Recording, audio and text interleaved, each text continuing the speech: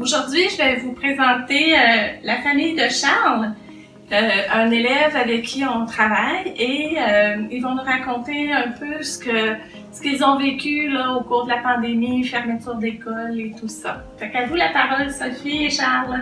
Merci. Oui, c'est ça, Charles, dans le fond, quand l'école a arrêté subitement, il ne comprenait pas du tout pourquoi il ne pouvait plus prendre l'autobus, aller voir ses amis, continuer ses activités. Donc, tous les matins, il prenait son manteau, il nous l'apportait, puis quand on lui expliquait « Non, Charles, il n'y en a pas d'école aujourd'hui », bien là, il y avait une escalade de comportement où est-ce qu'il se tapait la tête sur le sol, sur les cadrages de porte. Donc, on reconnaissait plus notre petit garçon qui est de bonne humeur habituellement. Ça nous a engendré énormément de stress parce qu'on sentait qu'on n'était plus capable de contrôler ses comportements. Puis en même temps, on avait beaucoup de pression parce que moi et mon conjoint, on doit continuer de travailler les deux. Et Charles nous demandait presque du 1 pour 1. Donc, c'est là, dans le fond, suite à un repérage de Sylvie, on a été repérés, dans le fond, pour nos besoins psychosociaux.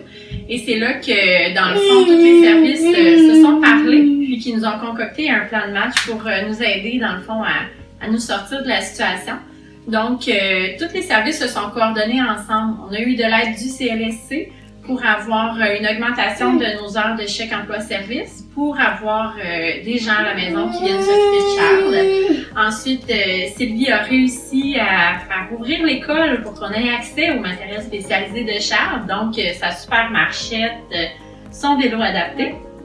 Ensuite, Madame Mélanie, son enseignante, depuis le début, nous fait des rencontres par Skype, donc Charles peut la voir, ça lui fait beaucoup de bien.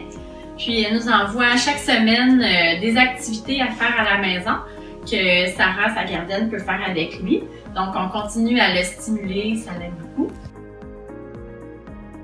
Il y a eu aussi l'ajout d'une éducatrice spécialisée au niveau du programme pour nous aider pour faire du matériel, puis qui va nous aider dans le fond, elle nous a aidé à comprendre les comportements de Charles, mais aussi dans les interventions, qu'est-ce qu'on pouvait faire.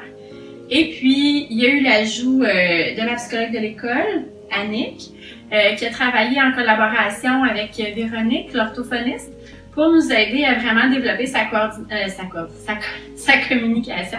Parce que clairement, Charles voulait nous dire quelque chose par ses comportements.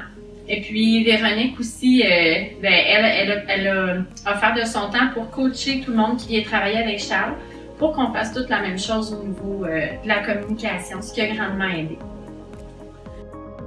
La concertation de tous les services et de tous les partenaires ont fait en sorte qu'on a pu supporter la famille de Charles qui était pris à la maison durant cette interruption de l'école due à la pandémie.